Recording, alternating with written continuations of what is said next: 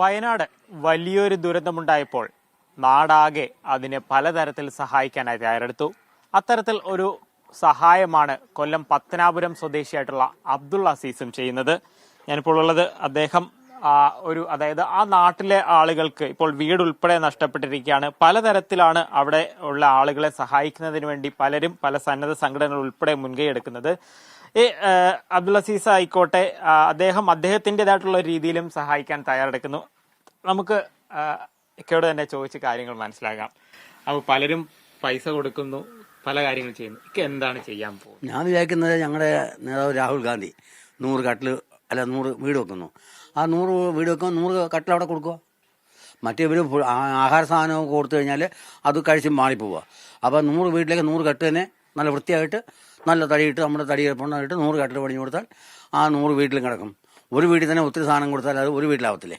അപ്പോൾ 100 വീട്ടുകാർ 100 വീട് തീരുമ്പോൾ നമ്മുടെ 100 കട്ടിൽ അവിടെ എത്തിയിരിക്കും. അതായത് ഇപ്പോൾ ആളുകൾക്ക് വീട് പോലും ഇല്ലാത്തൊരവസ്ഥയാണ്. വീട് എപ്പോഴാണ് പണി തീർന്നു വരുന്നത് അതിനനുസരിച്ച് ഇപ്പൊ എന്തായാലും ഒരു മാസം വെച്ച് കട്ടിലുണ്ടാക്കി വെക്കുക.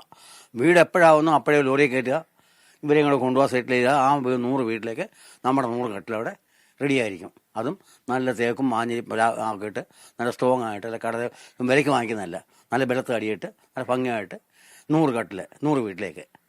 പിന്നെ അത് കഴിഞ്ഞിട്ട് പിന്നെ ഇതെല്ലാം കഴിഞ്ഞിട്ട് അവിടുത്തെ ലൊക്കേഷൻ നോക്കിയിട്ട് അവർക്ക് എന്താ സഹായം എന്ന് വെച്ചാൽ ഞങ്ങളുടെ നാട്ടുകാരും ഇതെല്ലാം നമ്മുടെ ആൾക്കാരാണ്, ഇവരെല്ലാമായിട്ട് വിളിച്ചുകൊണ്ട് പോയിട്ട് പിന്നെ നമ്മൾ തന്നെ അവരെ ഫോളോ ചെയ്യും, അവരെ സഹായിക്കും. അതായത് ആരോഗ്യ മേഖലയിൽ ജോലി ചെയ്ത വ്യക്തിയാണ്. അപ്പോൾ അതിൽ നിന്നുള്ള സ്വന്തം തുകയിൽ നിന്ന് തന്നെയാണ് ചെയ്യുന്നത്, അല്ലെ ആരെങ്കിലും ഒക്കെ സഹായിക്കുന്നുണ്ട്? എങ്ങനെയാണ്? അല്ലെ എന്റെ പൈസയാ ഇപ്പൊ തന്നെ എന്റെ പൈസയാ എടുക്കുന്നത്. പിന്നെ നമ്മുടെ ആൾക്കാർ വന്ന് ഇപ്പത്തെ ഇദ്ദേഹം ഞങ്ങളുടെ പയ്യന്മാരാ, പുള്ളി പറയാ ഞാൻ 500 രൂപ അല്ലെ 1000 രൂപ വെച്ചാൽ ഞാൻ അത് വാങ്ങിക്കും. കാരണം എനിക്ക് അവരെ അവോയ്ഡ് ചെയ്യാൻ ഒക്കത്തില്ല. കാരണം അതെല്ലാത്തിനെയും മുതൽക്കൂട്ടം നമുക്ക് വരുന്നത്. അപ്പം മറ്റുള്ളവർ സഹായിച്ചാൽ സഹായിക്കും, പക്ഷേ ആരോടും റിക്വസ്റ്റ് ചെയ്യത്തില്ല ഇതിനു വേണ്ടി തരണേ പോകുന്നില്ല. അപ്പോൾ ഇങ്ങനെ ഒരു ആവശ്യമായിട്ട് അസീസൊക്കെ വന്നപ്പോൾ എന്താ നമ്മൾ മാക്സിമം നമ്മുടെ ഭാഗത്ത് നിന്ന് കൂലിയൊക്കെ കുറച്ച് അങ്ങനെ അഡ്ജസ്റ്റ് ചെയ്ത് നിൽക്കുകയാണ്?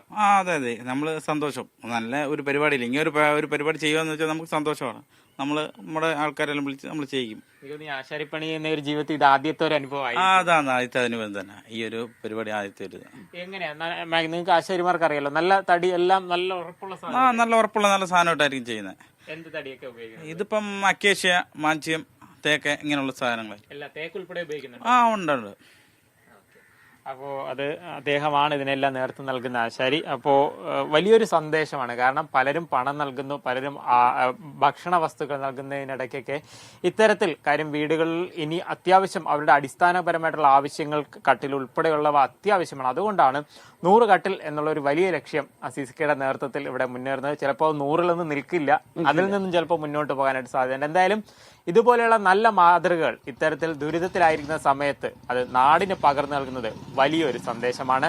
പത്തനാപുരത്ത് നിന്ന് ക്യാമറ പേഴ്സൺ മനോജ് പിയലിനൊപ്പം ലിജോ റോളൻസ്, മീഡിയ 1.